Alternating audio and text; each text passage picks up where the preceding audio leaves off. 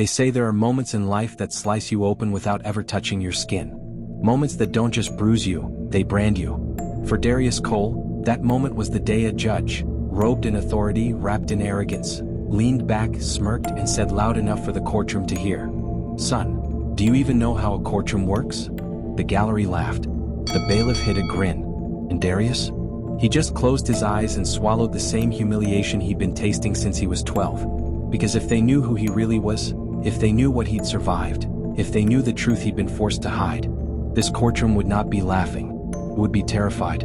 Darius grew up on the edge of East Briarwood, one of those neighborhoods where sirens counted the hours and hope got taxed harder than income. His childhood smelled like gunpowder in summer and rent receipts taped to the fridge. People in neighborhoods like his weren't expected to dream, not loudly anyway. Especially not boys like Darius, quiet, brilliant, angry, bruised from things he never talked about. He was raised by Mama June, his grandmother, who swore he had a mind God carved with diamonds. But brilliance didn't erase trauma. At 13, he watched his older brother, Micah, arrested for a crime he didn't commit. At 14, he memorized his first law book, page for page. At 15, he vowed never to let another black boy be crushed under a system designed to break them.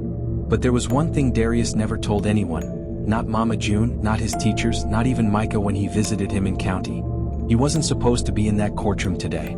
At least, not in the way they thought. The courtroom smelled like old paper, cold air, and polished wood.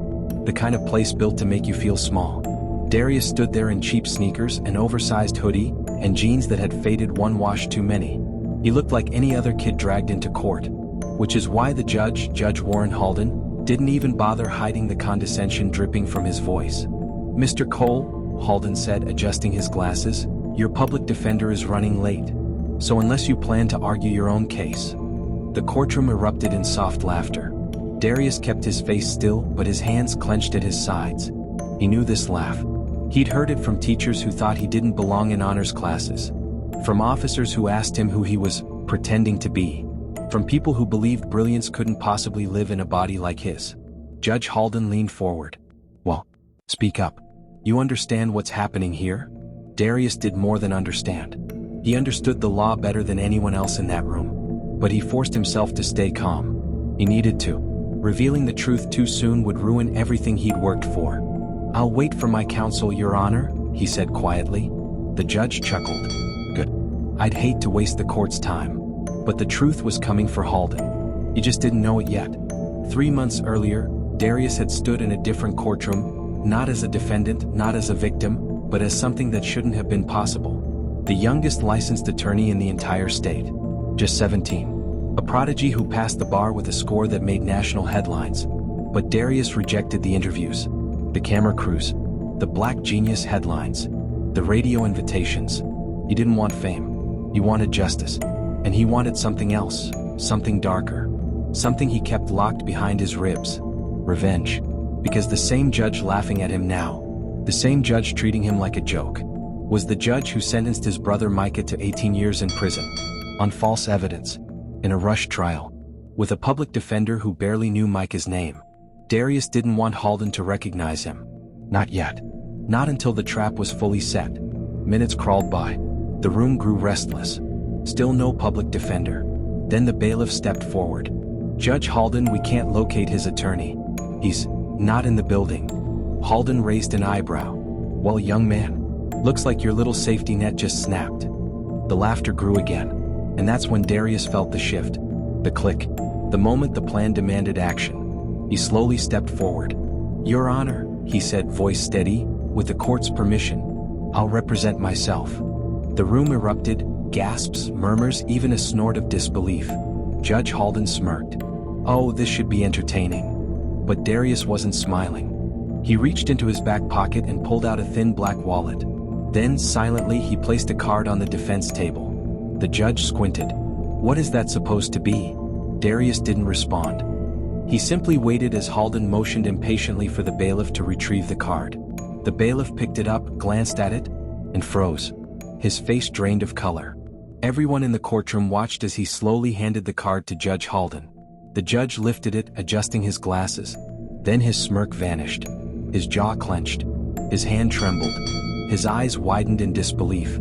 Because on that card, the one the entire courtroom assumed belonged to a naive, clueless black teen, were the words that shattered Halden's arrogance in one breath.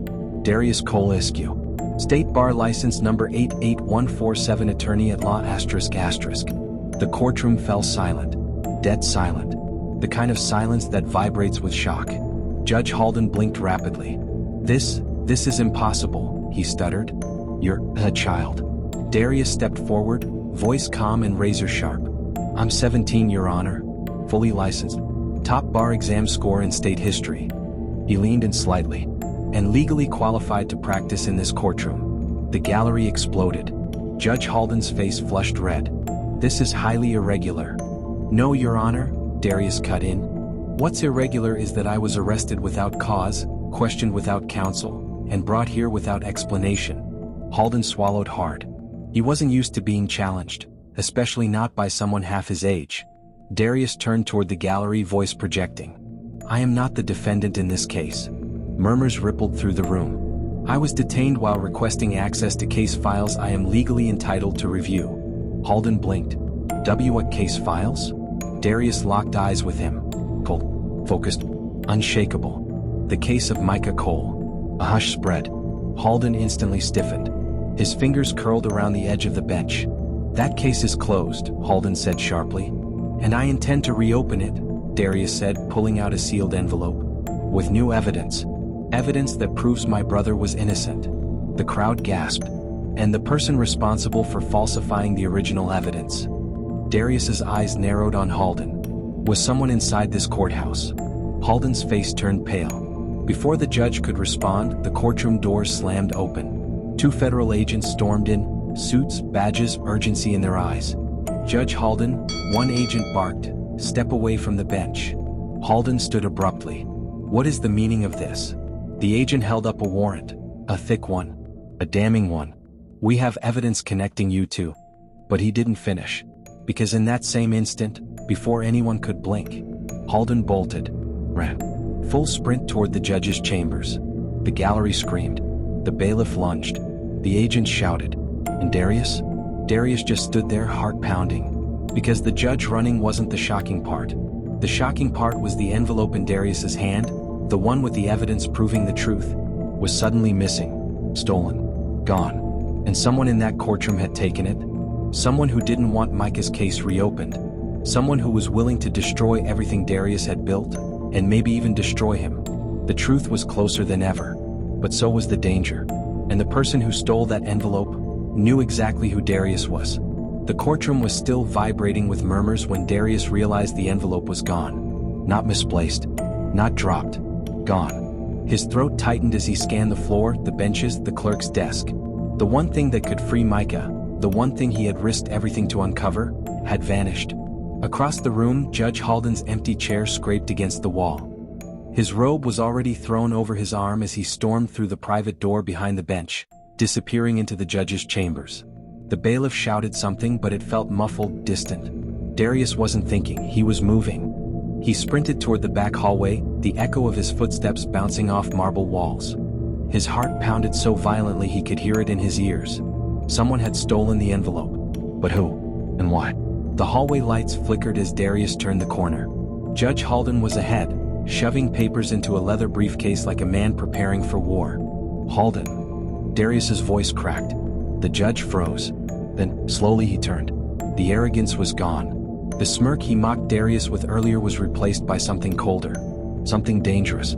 "You really thought you could outsmart me, boy?" Darius swallowed, rage burning beneath his skin. "You stole the envelope. You know that evidence can clear Micah." Halden's lips twitched. "Micah's just a pawn. You were the threat." Before Darius could speak again, Halden snapped the briefcase shut and nodded toward someone behind him. Footsteps emerged from the shadows. A man stepped forward, bald, heavy-set, wearing a security badge clipped to his belt. Except Darius recognized him. Marcus. His mentor during his internship. His friend. The only person who believed he'd become a lawyer. Darius's stomach flipped. "You," he whispered. Marcus wouldn't meet his eyes. Halden walked between them with a grin. "This courthouse has a chain of command. You may be smart, but you're still a child trying to play with grown men's secrets." Darius felt the betrayal like a blade. "Marcus, tell me you didn't take the envelope." Marcus exhaled shakily. Darius, you shouldn't have come back here. This system, it punishes anyone who tries to expose it. So you're helping them? Darius spat. I'm protecting myself.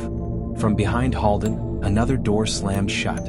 He was leaving. With the evidence. With Micah's fate. With corruption wrapped neatly inside a briefcase. No, not again. Not today. Darius burst forward, pushing past Marcus. I'm not letting him walk out of here with that. Marcus grabbed his arm. Art, stop. You don't understand what's happening. Then make me understand. Darius snapped. Because right now it looks like you sold both of us out.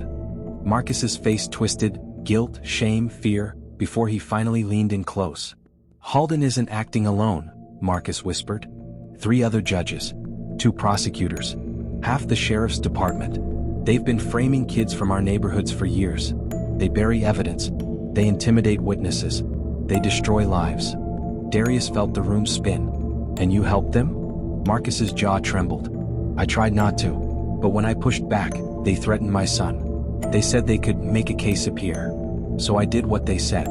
The weight of corruption pressed down like a storm cloud. But Darius steadied his breathing. Marcus, he said quietly, you can fix this. Right now. Help me stop him. Marcus looked down the hallway. Halden was at the exit door, keying in the security code to the parking garage. You don't know what they'll do to me, Marcus said. You don't know what they've already done to Micah, Darius replied. That's what broke him. Marcus closed his eyes.